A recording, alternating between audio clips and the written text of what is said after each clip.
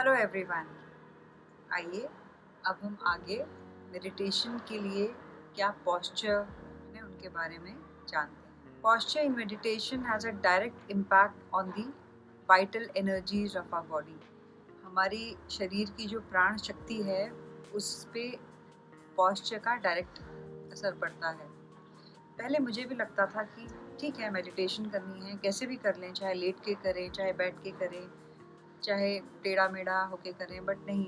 आप अगर जानेंगे कि क्यों ज़रूरी है करेक्ट पोस्चर मेडिटेशन के लिए, और करते करते जब आपको समझ में आएगा कि अगर हम आराम से करते हैं या हम एक प्रॉपर पोस्चर में करते हैं तो दोनों में आपको फोकस करने में, आपके कंसंट्रेशन में कैसे फ़र्क पता लगेगा। पतंजलि जो हमारे पूरे इस प्लैनेट के 5000 साल पुराने सबसे बड़े मेडिटेटर रहे हैं, उन्होंने पोस्चर के ऊपर सबसे ज़्यादा स्ट्रेस दिया है मेडिटेशन के लिए। उन्होंने कहा स्थिरम सुखम आसनम, जो भी पोस्चर में हम कंफर्टेबल हैं उसमें हमें मेडिटेशन करना चाहिए। यानी comfortable posture is okay, but हमें कुछ बेसिक चीज़ें फॉलो करनी चाहिए अपने मेडिटेशन के लिए, जिससे हमारे जो मेडिटेशन है वो बहुत ही इफेक्टिव हो। आसना सिद्धि मीन्स परफेक्शन ऑफ पोस्चर, मतलब एक करेक्ट पोस्चर लेना before meditation is most important. हमें अपनी बॉडी को स्थिर करके अपने माइंड की स्थिरता पर पहुंचना है, तो जो हमारी बॉडी है वो हमें सपोर्ट करे मेडिटेशन करने के लिए और हमारे माइंड को स्थिर करने के लिए। We have to rise above our body consciousness. एक मेडिटेटर के लिए पहले अपने बॉडी पोस्चर को परफेक्ट करना या उसको ओवरकम करना इज इम्पॉर्टेंट देन मेडिटेटिंग। सीधा ही मेडिटेशन ही शुरू करनी, पहले अपने बॉडी के पोस्चर को परफेक्शन लानी है। कहते हैं अगर हम मेडिटेशन ना भी करें और स्थिर बैठना सीख जाएं तो उससे भी हमें बहुत ज़्यादा फ़ायदा होता है। मतलब एक जगह पे स्थिर बैठना, हमारा शरीर भी एक जगह पे स्थिर नहीं बैठ पाता, तो अगर हम एक जगह पे स्थिर बैठना सीख जाएं तो वो भी हमें बहुत हद तक हेल्प करता है। तो क्या है एक गुड पोस्चर के एलिमेंट्स? सबसे पहले तो क्रॉस लेग बैठना। अगर हम क्रॉस लेग बैठते हैं तो हमारी जो लाइफ फोर्स है, हमारी जो वाइटल एनर्जीज हैं वो अलाइंड रहती हैं। अगर हमें कोई मेडिकल कंडीशन है तो हम चाहे ना भी बैठें क्रॉस लेग तो चलेगा, बट जो बैठ सकते हैं उनको कोशिश करनी चाहिए क्रॉस लेग बैठने की। सेकेंड और सबसे मोस्ट इम्पॉर्टेंट है स्ट्रेट बैक। अगर हमारी स्पाइन सीधी है तो हम फोकस और कंसंट्रेशन अच्छे से कर पाएंगे। और स्पाइन भी एकदम ऐसे करके सीधी नहीं बैठनी। अगर आप देखेंगे तो ये थोड़ा सा यहाँ पे कर्व आएगा, तो वो कर्व रहेगा, बट एकदम से गर्दन जो है वो बिल्कुल ऐसे अकड़ के नहीं होनी चाहिए, बट जो एक नेचुरल स्पाइन का जो कर्व है वो रहे, और बट ये आपके शोल्डर्स बिल्कुल अलाइंड रहें।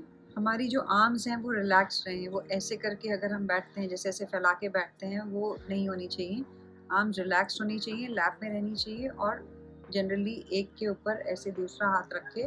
और ये टच करने के लिए मैंने एक जगह कहीं पढ़ा था या किसी वीडियो में देखा था कि अगर हम इसको टच करते हैं और हम फोकस कर रहे हैं, तो अगर हमें हमारी कंसंट्रेशन जाती है तो ये हमारा ये अलग हट जाता है, मतलब ये दोनों आपस में टच नहीं रहते। तो ये भी एक तरीका है, बट ये आपको ऐसे कोई स्पेसिफिकली दबाना नहीं है, बस ये टच करना चाहिए। और एक हाथ पे दूसरा हाथ, या आप ऐसे भी कर सकते हैं, तो ये कैसे भी आप इसको अपने हाथ में अपनी गोद में रख सकते हैं।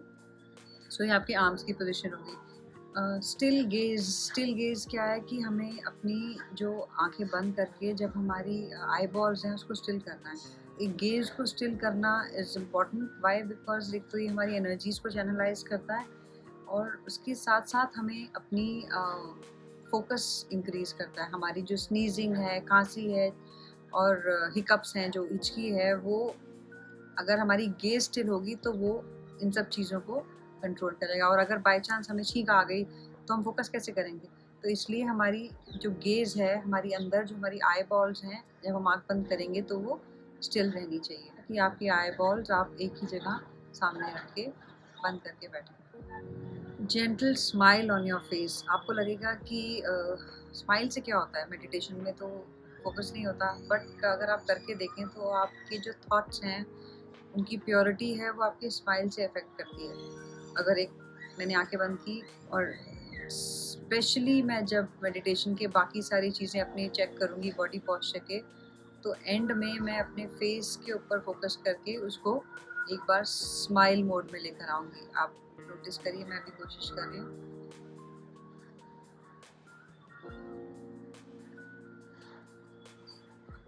तो जब आप ये करेंगे तो आपको खुद को एक पॉजिटिविटी की फीलिंग आएगी और आप अच्छे से फोकस कर पाएंगे। ये सब क्यों करने हैं स्टेप्स? इसीलिए करने हैं कि आप उस मोड में जा रहे हैं, आप अपने आप को प्रिपेयर कर रहे हैं। जब भी हम कुछ करते हैं तो हम किसी की प्रिपरेशन करते हैं तो that adds seriousness to that task, right? So smile is important, add it and see the difference. Next is your positioning of tongue and teeth. Tongue जो है, आपकी जीभ है, वो आपके जो तालू है जिसे हम पैलेट कहते हैं, उसको टच नहीं करनी चाहिए। मतलब एंड में, पैलेट के एंड में, जैसे एक नॉर्मल आप रेस्ट करते हैं, आपकी टंग कहाँ होती है? एज ऑफ द पैलेट, मतलब आपके दांत जहाँ ख़त्म हो रहे हैं और आपकी तालू जहाँ पे ख़त्म हो रही है, उसके एज पे आपकी जीभ जनरली रेस्ट करती है। तो आपकी जो टंग है वो वहीं रेस्ट करनी चाहिए। It should not touch the palate. अगर आपकी वो टच कर रही है पैलेट को, आपके तालू को, तो उससे क्या होगा कि आपका जो सलाइवा है, आपका थूक है, वो उसका फ्लो शुरू हो जाता है और उस थूक के फ्लो से वो फिर आपको थूक आपके मुंह में आएगा, फिर आपको गटकना उसको पड़ेगा, आप उसको अंदर स्वॉलो करेंगे, जिससे क्या होगा, फिर आपका ध्यान डायरेक्ट होगा उस पर, मतलब आप फोकस नहीं कर पाएंगे, आपका ध्यान उसको गटकने में शिफ्ट हो जाएगा। सो जीभ हमारी तालू और दांतों के बीच में जहाँ एंड है, एज है, वहाँ पे टच करनी चाहिए, तालू पे टच नहीं करनी चाहिए, और दांत आपस में क्लेंच नहीं, ऐसे चिपकाने नहीं है, there has to be some gap between the normal natural posture. यही होता है, ऐसी कोई बड़ी बात नहीं है। आप जनरली बैठेंगे शांत, तो आपको बस ये कि आप ये चेकलिस्ट रखिए दिमाग में कि आप सारा चेक करते हुए बॉडी एंड में स्माइल लाके, and then you are sitting on meditation, right? Thank you very much.